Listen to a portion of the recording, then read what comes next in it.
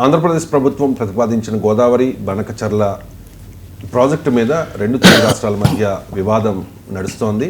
అన్ని పార్టీల ఎంపీలు ఈ ప్రాజెక్టు నిర్మాణం కాకుండా కలిసికట్టుగా పనిచేద్దాం, పోరాటం చేద్దాం అంటూ తెలంగాణ ప్రభుత్వం కూడా ఒక సమావేశాన్ని ఇవాళ నిర్వహించబోతోంది. ఈ సమావేశానికి ముఖ్యమంత్రి రేవంత్ రెడ్డి కూడా రాబోతూ ఉన్నారు. బండి సంజయ్కి అలాగే కిషన్ రెడ్డికి కూడా ఆహ్వానం అందింది. ఇక ఏపీ ప్రభుత్వ వాదన ఎలా ఉందంటే, అనుమతులన్నీ పొందాక నిర్మిస్తాం, రాజకీయ దురుద్దేశంతోనే బనకచర్లపై తెలంగాణ నాయకులు ఫిర్యాదులు చేస్తూ ఉన్నారు, కాళేశ్వరం విచారణను దారి మళ్లించేందుకే అంటూ ఏపీ మంత్రి నిమ్మల రామానాయుడు చెబుతూ ఉన్నారు. ప్రొఫెసర్ గారు, ఎవరి వాదన వారిది, ఏది వాస్తవం, ఏంటి వివాదం? అంటే రెండు లెవెల్లో ఈ ఫైట్ జరుగుతుంది. ఒకటి ఆ రాష్ట్రంలో ఉన్న అంతర్గత రాజకీయాలు, రెండవది రెండు రాష్ట్రాల మధ్య ఉండే వివాదం. అంతర్గత రాజకీయాలు ఏంటి? నదుల అనుసంధానము వల్లనే పరిష్కారము.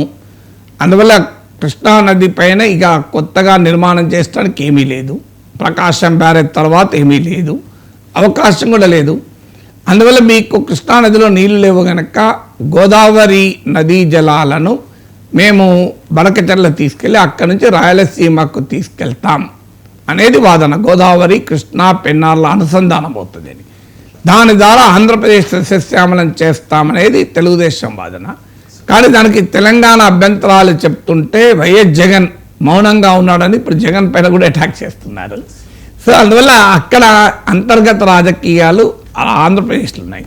తెలంగాణలో బనకచర్ల బీజేపీ అనుమతి, కేంద్రంలో బీజేపీ ఉంది కనుక, బీజేపీ ఆంధ్రప్రదేశ్లో ఎన్డీఏలో అధికార భాగస్వామి కనుక ఆంధ్రప్రదేశ్ ప్రయోజనాలకు అనుగుణంగా బీజేపీ వ్యవహరించి తెలంగాణకు నష్టం చేస్తుందన్నది కాంగ్రెస్ ఎస్టాబ్లిష్ చేయదలుచుకుంది.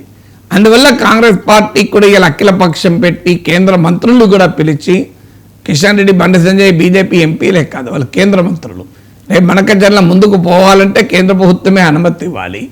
వారు ఆంధ్రప్రదేశ్లో అధికారంలో భాగస్వాములు. అంటే చంద్రబాబు నాయుడు ప్రభుత్వం బనకచర్ల నిర్మాణం చేయాలనుకుంటే దాంట్లో భాగస్వాములు. అందువల్ల భారతీయ జనతా పార్టీని ఇరకాటంలో పెట్టడానికి బనకచర్ల ఒక ఆయుధంగా కాంగ్రెస్కి ఇక్కడ ఉపయోగపడుతుంది. వైఎస్ఆర్ కాంగ్రెస్ పార్టీ మీద అటాక్ చేసడానికి ఆయుధంగా తెలుగుదేశానికి ఉపయోగపడుతుంది. అసలు బీజేపీ బీఆర్ఎస్లు, బీజేపీ కాంగ్రెస్లు కలిసే అన్యాయం చేస్తున్నారని బీఆర్ఎస్ చెప్పదలుచుకుంది. ఎందుకంటే రేవంత్ రెడ్డి చంద్రబాబు నాయుడుతో సాన్నిహిత్యం వల్ల తెలంగాణ ప్రయోజనాల్ని ఆంధ్రాకు తాకట్టు పెడుతున్నారు అంటూ కాంగ్రెస్ను, కేంద్రంలో బీజేపీ ఉంది, ఆంధ్రప్రదేశ్లో అధికారంలో బీజేపీ ఉంది కనుక తెలంగాణకు అన్యాయం చేస్తారని బీజేపీని, రెండు పార్టీల్ని ఏకకాలంగా అటాక్ చేస్తానికి బీఆర్ఎస్ ప్రయత్నిస్తోంది. అందువల్ల బనకచర్లలో ఇవాళ నీళ్లు కాదు ప్రవహించేది, రాజకీయాలు ప్రవహిస్తున్నాయి. అనుసంధానం జరుగుతున్నది గోదావరి కృష్ణా పెన్నా కాదు, రాజకీయాలతో అనుసంధానమైంది. ఇక ఏంటి? ఒకటి ఆంధ్రప్రదేశ్ వాదన, గోదావరిలో పెద్ద ఎత్తున నీరు సముద్రంలో కలిసిపోతుంది. నిజమే, గోదావరిలో యూటిలైజేషన్ కంపారిటివ్లీ తక్కువ. ఇప్పుడు ఈ కాళేశ్వరం ప్రాజెక్టు మినహా పెద్ద గోదావరి పైన మీకు శ్రీరామ్ సాగర్, అంతకుముందున్న ప్రాజెక్టు కాళేశ్వరం, మీకు పెద్ద ఎత్తున మీకు గోదావరిలో ప్రవాహం ఉంటుంది. గోదావరి, ప్రాణహిత, ఇంద్రావతి మూడు కలిసిన తర్వాత కాళేశ్వరం దగ్గర భారీ ఎత్తున ప్రవాహం ఉంటుంది. దానిపైన తెలంగాణలో వినియోగం కంపారిటివ్లీ తక్కువ కనుక పోలవరం నిర్మించి అక్కడి నుంచి గోదావరి వాటర్ను బనకచర్ల తీసుకెళ్ళి అటు నుంచి రాయలసీమ తీసుకెళ్తాం. దీనివల్ల తెలంగాణకి ఏమీ నష్టం లేదు, గోదావరి నదీ జలాలు సముద్రంలో కలిసేవే మేము వాడుతామనేది ఆంధ్రప్రదేశ్ వాదన. కానీ గోదావరి నదీ జలాల విషయంలో ఉండే సమస్య ఏంటంటే, వాటర్ ఫ్లో ఎప్పుడు ఒకే రకంగా ఉండదు. ఇప్పుడు మీకు కావేరీ వాటర్ తీసుకుంటే మీకు కర్ణాటక చాలా తక్కువగా వినియోగిస్తున్న సమయంలో తమిళనాడులో పెద్ద ఎత్తున కావేరీ డెల్టా డెవలప్ అయింది. కానీ కాలక్రమేణా కర్ణాటకలో ఇరిగేషన్ ఫెసిలిటీస్ ఎక్స్పాండ్ అవుతున్న కొద్దీ తమిళనాడుకు కావేరీ వాటర్ సప్లై ఆగిపోయింది. దాంతో ఆల్రెడీ తమకున్న కావేరీ డెల్టాకు నీళ్ళందక తమిళనాడులో ఆందోళన, మా ప్రయోజనాలని మేమెట్లా వదులుతున్నాడు కర్ణాటక ఆందోళన. ఈ రెండు రాష్ట్రాల మధ్య ఆందోళన చూస్తున్నాం. సిమిలర్గా ఆంధ్రప్రదేశ్ తెలంగాణ విషయంలో కూడా ఉమ్మడి రాష్ట్రంలో తెలంగాణలో నీటిపారుదల రంగం బాగా నిర్లక్ష్యానికి గురైంది. అందుకే తెలంగాణ ఉద్యమ ట్యాగ్ లైన్ నీళ్లు, నిధులు, నియామకాలు. అందువల్ల తెలంగాణ వచ్చాక మేము మా నీటి హక్కుల సంగతి తేల్చాల్సిందే అని. ఆల్రెడీ కృష్ణా ట్రిబ్యునల్ విషయంలో తెలంగాణ వాదన ఉంది. మాకు కృష్ణా పరివాహక ప్రాంతం తెలంగాణలో ఎక్కువ గనక మాకు 50% ఇవ్వాలి అని కేసీఆర్ ప్రభుత్వం తక్కువ ఒప్పుకుందని ఇప్పుడు కాంగ్రెస్ ఆరోపిస్తోంది. రకరకాల ఆరోపణలు, ప్రత్యారోపణలు ఉన్న సుప్రీంకోర్టు దాకా తెలంగాణ ప్రభుత్వం వెళ్ళింది. మీరు సుప్రీంకోర్టులో కేసు విత్డ్రా చేసుకుంటే ట్రిబ్యునల్ ద్వారా ఈ సమస్యకు పరిష్కారం చెప్తామని కేంద్రం హామీ ఇస్తే కూడా ఇంతవరకు అమలు కాలేదు. అందువల్ల కృష్ణానదిలో అంతకుముందు బచావత్ ట్రిబ్యునల్ ఇచ్చిన తర్వాత మీకు బ్రజేష్ కుమార్ మిశ్రా ట్రిబ్యునల్ తీర్పు చెప్పిన సమయంలో తెలంగాణ రాష్ట్రం లేదు. ఇప్పుడు తెలంగాణ రాష్ట్రం ఉంది కనుక తెలంగాణను కూడా ఒక స్టేక్ హోల్డర్గా తీసుకుని కృష్ణా రివర్ను రీఎలకేట్ చేయాలని తెలంగాణ కోరుతోంది.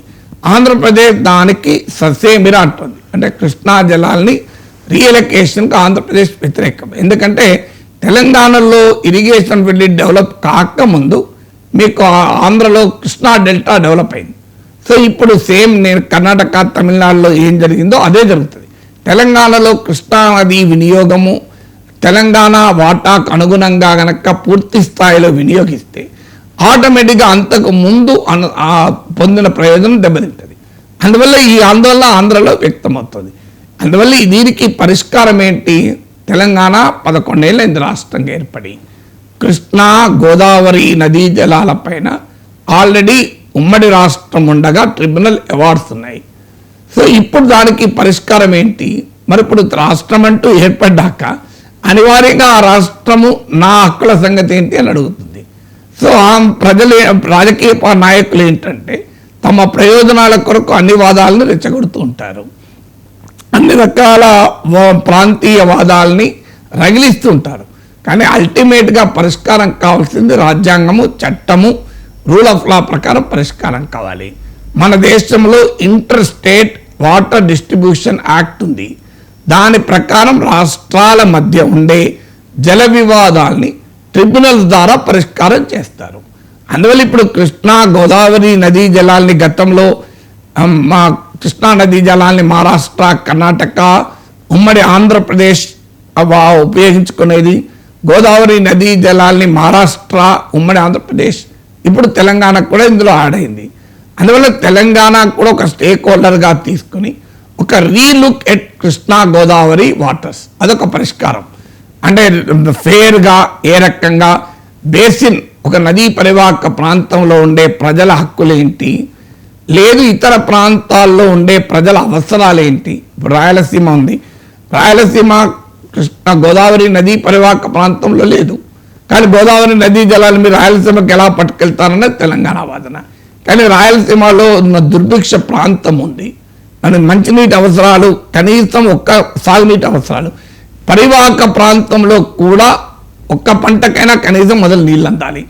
అందువల్ల ఈ ఫేర్ డిస్ట్రిబ్యూషన్ ప్రిన్సిపల్స్ ఎస్టాబ్లిష్ ఉన్నాయి. ఇప్పుడు సింధు నదీ జలాల విషయంలో 1960లో కుదిరిన ఒప్పందం ఇటీవల పహల్గాం దాడుల వరకు కొనసాగింది కదా. 1965 వార్, 71 వార్, 99 కార్గిల్ వార్లను తట్టుకొని సింధు జలాల ఒప్పందం ఇండియా పాకిస్తాన్ల మధ్యనే 6 ఏళ్ళు నడిచింది. తెలంగాణ ఆంధ్రప్రదేశ్ విషయంలో సాధ్యం కదా. అందువల్ల ఓవరాల్గా కృష్ణా గోదావరి వాటర్స్ను ఎలా ఇంటర్స్టేట్ డిస్ట్రిబ్యూషన్ జరగాలి, దాన్ని మళ్ళీ ట్రిబ్యునల్ ద్వారా పరిష్కరిస్తారా లేదా చర్చల ద్వారా ఒక రీజనబుల్ అగ్రిమెంట్కు ఉపయోగపడతారా అనేది కేంద్రం చేయాల్సిన పని. కేంద్రం ఏంటంటే తెలంగాణలో రాజకీయ ప్రయోజనాలు ఉంటాయి, ఆంధ్రలో రాజకీయ ప్రయోజనాలు ఉంటాయి. బనకచర్ల వద్దంటే ఆంధ్రప్రదేశ్లో నష్టపోతాం, బనకచర్ల కావాలంటే తెలంగాణలో నష్టపోతాం. కనుక ఈ వివాదము, ఈ చిక్కుముడిని ఇలాగే ఉంచాలనేది కేంద్రంలో అధికారంలో బీజేపీ ఆలోచన. అందువల్ల ఇక్కడైనా ఫేర్ ప్రిన్సిపల్స్ ఉన్నాయి. నదీ జలాల పైన మొదటి హక్కు పరివాహక ప్రాంత ప్రజలకు ఉంటుంది, బేసిన్లో ఉన్న ప్రజలకు మొదటి హక్కు ఉంటుంది.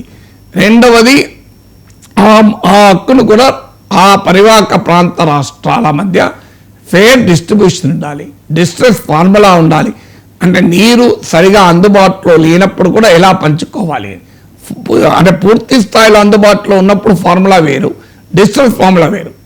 దాంతో పాటు ఏ ప్రాజెక్ట్కి ఎంత నీరు కేటాయించాలి, ఆ ఫేర్ యూజ్ ఎలా ఉండాలి. సో ఇది చర్చ లేదు. సర్ప్లస్ వాటర్స్ ఉంటాయి, ఎలాగూ సముద్రంలో కడిచే నీళ్ళు ఉంది, నిజంగానే ఎవరు వాడుకుంటే తప్పేంటి. ఇప్పుడు గోదావరి నదీ జలాలు తెలంగాణ హక్కులకు భంగం వాటిల్లకుండా వృధాగా సముద్రంలో కలిసే నీటిని ఆంధ్రప్రదేశ్ వాడుకుంటే అభ్యంతరం చెప్పాల్సిన అవసరం లేదు కదా. సో అందువల్ల దీనికి ఫేర్ డిస్ట్రిబ్యూషన్ ప్రిన్సిపల్స్ ఆధారంగా, భారతదేశంలో ఉన్న చట్టాల ఆధారంగా పరిష్కారాన్ని వెతకాలంటే కేంద్రం చిత్తశుద్ధి చూపాలి. అన్ఫార్చునేట్లీ రాజకీయ కారణాల రీత్యా కేంద్రము ప్రేక్షక పాత్ర పోషిస్తుంది. ఆయా రాష్ట్రాల్లో ఉన్న రాజకీయాల రీత్యా దీన్ని వివాదంగానే ఇలాగే కొనసాగిస్తుంటారు. అందువల్ల అల్టిమేట్గా పరిష్కారం కనుక రాజకీయ నాయకులు కోరుకుంటే అది కష్టమేం కాదు కదా.